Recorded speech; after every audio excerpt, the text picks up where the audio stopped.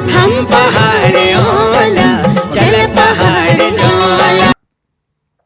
इस बार आपको फिर से जागरूक के बारे में कुछ जानकारी दूंगा। वैसे जय हिमालय जय भारत, हिमालयी सभ्यता पर केंद्रित इस हिमालय लोग यूट्यूब चैनल में आपका स्वागत है और मैं हूं डॉक्टर हरीश चंद्र लखेड़ा। इस बार आपको फिर से जागरूक के बारे में कुछ जानकारी दूंगा। वैसे इस बारे में एक विस्तृत वीडियो पहले से इस चैनल में मैंने बना के डाल रखी है, आप उसको देख सकते हैं। वैसे मैं लिंक उसका यहाँ डिस्क्रिप्शन में डाल दूंगा, आप उसको देख सकते हैं। लेकिन इस बार मैं इसको नए तथ्यों के साथ सामने ला रहा हूँ। उसमें मैंने उसके इतिहास और उसके तरीका क्या है कि कैसे वो होता है ये बताया, लेकिन इस बार मैं इस पर नए सवाल लेकर आया हूँ।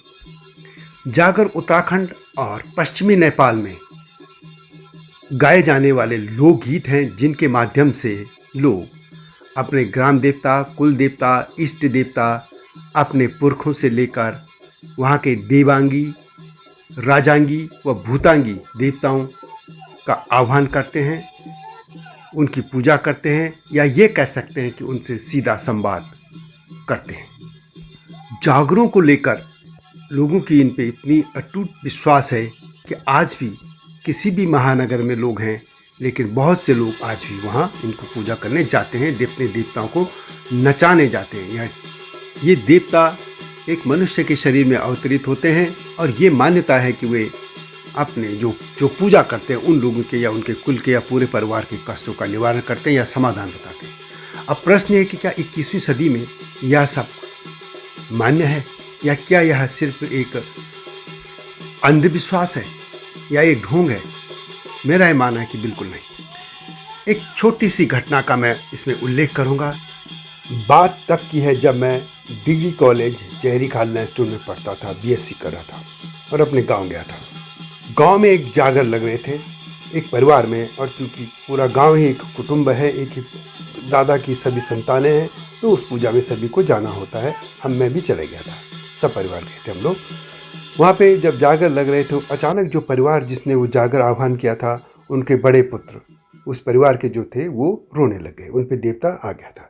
जब उनको पूजा किया, उनको पूछा गया कि भाई आखिर क्यों रो रहे हो, तो उन्होंने ये बताया कि वे उनके मतलब पिताजी की मृत आत्मा थी जो रो रहे थे, उनके पिताजी की मृत आत्मा, और उनके पिता वो स्वरूप में रो रहे थे। उन्होंने कहा कि मुझे अंतिम मेरा संस्कार नहीं हुआ, मुझे मिट्टी नहीं मिली। तो आखिर उन्होंने कहा ये क्या बात हुई? तो उन्हीं के जो समकक्ष थे, हम उम्र थे, एक बुजुर्ग से, उनको बुलाया गया कि आखिर क्या बात है। क्योंकि वास्तव में कथा ये थी कि जो ये जिनकी आत्मा ये रो रही थी वो यंग जवानी में उनकी मृत्यु हो गई थी, और वास्तव में वो बीमार हुए थे। उनको लैंसडौन ले जाया गया था हॉस्पिटल में, बहुत दूर लैंसडौन आपसे करीब 35-40 किलोमीटर दूर है। उन ज़माने में तब न कोई सड़क थी न कुछ थी, लोग कंधे में उठा के उनको ले गए थे, वहाँ बीमार रहे और उनकी मृत्यु हो गई। अब ये न इतने संसाधन थे, न पैसा था लोगों के पास, न कैसे उस मृत आत्मा को वो डेड बॉडी को लाते, तो उन्होंने वहीं पर उनको दफना दिया। क्योंकि ये भी शायद संभवतः ये पैसा भी नहीं था कि अंतिम संस्कार वो कर पाते, उनकी चिता बना के, जो भी कहता मजबूरी रही हो। खैर, तो उन्होंने ये बताया, जो उनके समकक्ष थे वो बुजुर्ग उनको लाए, उनकी उम्र के, अब वो बुजुर्ग हो चुके थे। तो उनको पूछा कि आखिर ये क्या बात है। उन्होंने सच बता दिया कि हाँ उनकी मृत्यु हुई थी और हम उनको वहाँ उनको दफन कर दिया था, मिट्टी में उनको समाधि दी थी। यानी ये कह सकते कि उनका अग्नि में वो जो है अंतिम संस्कार, दाह संस्कार नहीं हुआ था। तो अब उनको कहा गया कि उनको भरोसा दिया गया कि आप ये किया जाएगा, और फिर वे शांत हो गए और इस तरह वो पूजा संपन्न होगी। और भी लोग नाचे वगैरह जो भी हो, बहुत ही मुझे याद नहीं, मतलब मुझे इतना ही याद है कि ये बात हुई थी। उसके बाद बाकायदा कुछ लोग वहाँ गए, उन बुजुर्ग जो थे उनको भी ले गए, वो ताऊ जी होते थे उनको ले गए, और उन सब ने वहाँ पे जगह देखी। वहाँ पे जो भी न मिला रहो, लेकिन उस मिट्टी को वहाँ से उन्होंने निकाला कुछ भी, और उस मिट्टी को एक आटे का में मिला के लाए और एक व्यक्ति की तरह उनको बनाया गया, पुतला, उसी तरह व्यक्ति का आकार रूप दिया गया। आटा उसको जैसे गूंथा जाता है, और फिर उसे कंधों में लेके जो पूरे अंतिम संस्कार जैसे होते हैं, और उनको शमशान घाट जो है गांव का, वहाँ पे उनके अंतिम संस्कार किया गया। विधिवत सारी पूजाएं की गई थी। तो ये मेरी आंखों की देखी घटना है। लेकिन उसमें ये हुआ था। लेकिन इसी के उलट एक और घटना भी थी कि कुछ लोग अपने यहाँ हमारे ही गांव में जब नाचते थे तो वो ढोंग की तरह नाचते थे। तो जब एक परिवार में वो ज़बरदस्ती नाचते थे और कुछ को कुछ बोलते थे तो दूसरे व्यक्ति ने कहा था कि हम जो भी नाचेगा उसको ये आग के जो अंगारे वो खाने पड़ेंगे, वो मुँह में डालते हैं तब वो सत्य माना जाएगा। तो उस दिन ये कहते हैं कि वो कोई भी नहीं नाचा था। यानी इस दोनों बातों में दोनों बातें हमारे सामने हुई हैं। एक में जो सत्य बातें सामने आई थी और दूसरा वो भी था जो ढोंग करके लोग नाचते थे। तो उस दिन कोई नाचा नहीं था। अब सवाल ये है कि अपनी आस्था, अपनी जो हमारी परंपराएं हैं, हमारा अटूट विश्वास है, वो का भी जो सामने दिखता है, दोनों चीज़ें दिखते हैं। दोनों बातों में एक सत्यता भी सामने आती है और एक ढोंग। जागर, जागर का मतलब होता है जागना या जगाना या देवी देवताओं का आह्वान करना। उत्तराखंड तथा नेपाल के पश्चिमी क्षेत्रों में सदियों से जागर लगाए जाते हैं।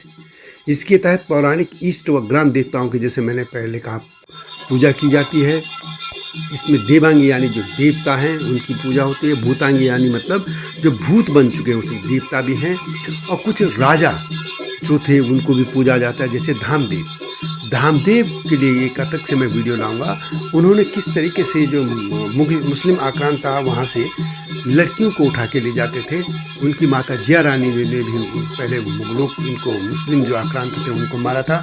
बाद में जो बहुत ही अत्याचारी था उसको धामदेव ने मार दिया था। ये कतियूर राजा थे। तो आज भी धामदेव देवताओं की तरह पूजे जाते हैं, उनके जागर लगाए जाते हैं। तो ये पूरे संपूर्ण गढ़वाल प्लस कुमाऊं दोनों में, संपूर्ण उत्तराखंड की बात कर रहा हूँ, दोनों जगह, क्योंकि उन्होंने उस मुस्लिम आक्रांताओं से मुक्ति दिलाई थी। हालांकि अब कथाएं बदल गई हैं, एक वीडियो लाऊंगा उससे अलग से।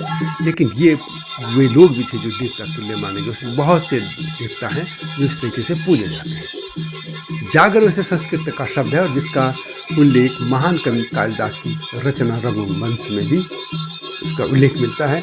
महाभारत और रामायण जैसे महाकाव्यों में भी देवी देवताओं के गीत गाए जाने के उल्लेख मिलते हैं। जागर कहीं मंदिर अथवा घर या कहीं भी लगाए जाते हैं। देवस्थान में भी लगाए जा सकते हैं, दिन में भी, रात में भी, ये कई दिनों तक भी लगाए जाते हैं। एक और उल्लेख यहाँ कर लेता हूँ। वैसे वो पिछली जो वीडियो मैंने बताई है कि जो ऑलरेडी यहाँ पे बनी है पहले से, उसमें भी मैंने इससे विस्तार से उल्लेख किया है। लेकिन एक चीज़ और बता दूँ, हिमालय क्षेत्र में बहुत पहले से जब यहाँ पे कोल, नाग, किरात या खस रहते थे तो ये सब उन्हीं के ही ज़माने में ये जागर तब से लगते रहे हैं। और जो आज के शिल्पकार हैं वास्तव में ये ही इन जागरों के रचयिता हैं और पूजा यही लोग करते थे और उनसे ही बाकी लोगों ने सब कुछ सीखा था। ये जो जागर परंपरा, हिमालय क्षेत्र में कुलिंद बहुत साम्राज्य बड़ा हुआ था इनका, और उसके बाद कत्यूरी शासन, और उनके शासन में भी ये जागरों के का जो होने का आए जाने के उल्लेख होते हैं। जैसे मैंने पहले कहा, धामदेव हैं, नरसिंहदेव हैं आदि कई कत्यूर राजाओं के जागर भी लगाए जाते हैं। इसी तरह गढ़ नरेश, अजयपाल, तिरुल रौतेली, इनके भी जागर लगाए जाते हैं। इसी तरह स्थानीय देवताओं में गोलजू, सैम, कालविस्ट, हरू, भूमिया, चौमू, महासू, नंदा देवी, भूमिया, लाटू आदि देवताओं के भी जागर लगाए जाते हैं और उनकी इस तरीके से विशेष पूजा अर्चना की जाती है। जागर वास्तव में अपने जो पुरुष हैं, देवता हैं, उनके लिए स्थानीय भाषा में लोकगीत जिसको हम कहते हैं, एक गायन गीत गाए जाते हैं। जैसे ये देखिए एक गीत और आप सुनिए। ये जैसे मैंने अपने पुरुष से, जो हमारे प्रथम पुरुष जो लखेड़ा वंश उत्तराखंड में शुरू हुआ था, उनके नाम था भानुवी नारद और उनकी पत्नी थी भारती देवी। एक जागर ऐसे मैंने लिख दिया था और ये जागर देखिए, ये आचार्य कमलकांत ध्यानी ने इसको गाया है।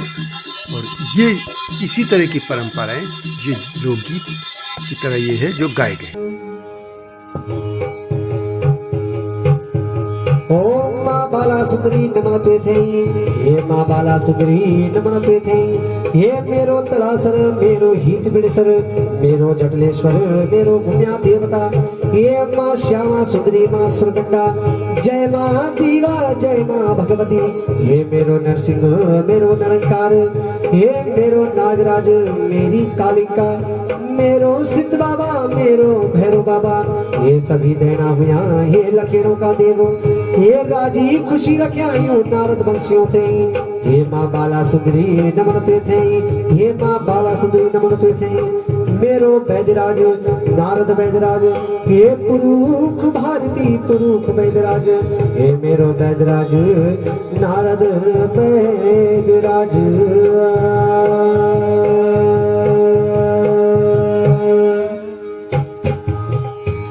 हर मेरो वैद्यराज नारद वैद्यराज पुरुख भारती पुरुख वैद्यराज हर नारद भानुवीर नमन वैद्यराज माँ हर बाला सुधीरी को भगत वैद्यराज हर मेरो वैद्यराज नारद वैद्यराज पुरुख भारती पुरुख वैद्यराज ओम नार भारवालाय नमः आचार्य भानुवीर वैद्यराज छायो अरबीर बुमो बटी पदर धम आयो 1117 विक्रम संवत हर बटो ये बगदेश केदार खंड आयो हर मेरो वैद्यराज नारद वैद्यराज पुरुख भारती पुरुख वैद्यराज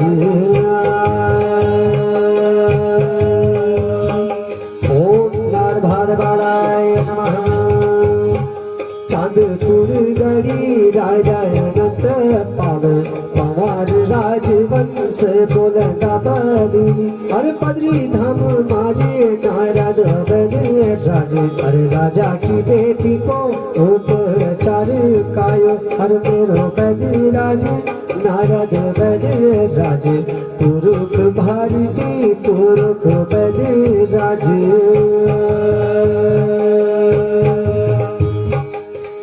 ओम नार भारवालाय नमः हरे बोला बदिरी विनती कायो याखे बस जावो नारद वैद्यराज ना जाओ पगु देश लाखेड़े बस जाओ भरद्वाज पुत्र का याद गौड़ बामण और मेरो वैद्यराज नारद वैद्यराज पुरुख भारती पुरुख वैद्यराज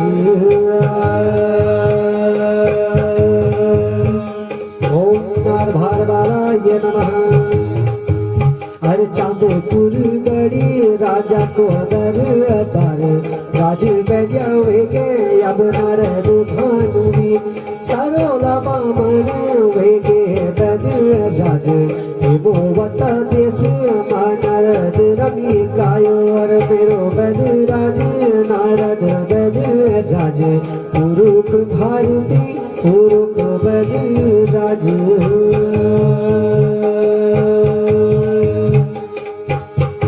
आदि शंकराचार्य के वंशज भारती अरे डिमरू की बेटी ओम नार भारवालाय नमः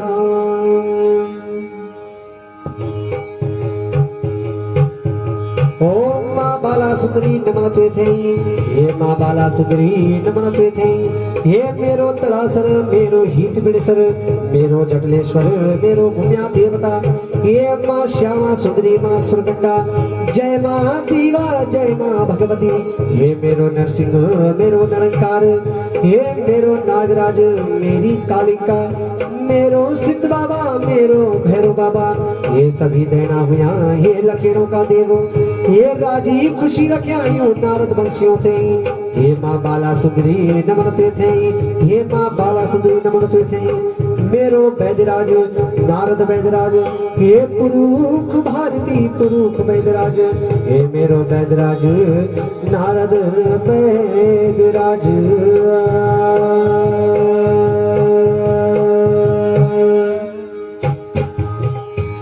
हर मेरो वैद्यराज नारद वैद्यराज पुरुख भारती पुरुख वैद्यराज हर नारद भानुवीर नमन वैद्यराज माँ हर बाला सुधरी को भगत बैदिराज हर मेरो बैदिराज नारद बैदिराज।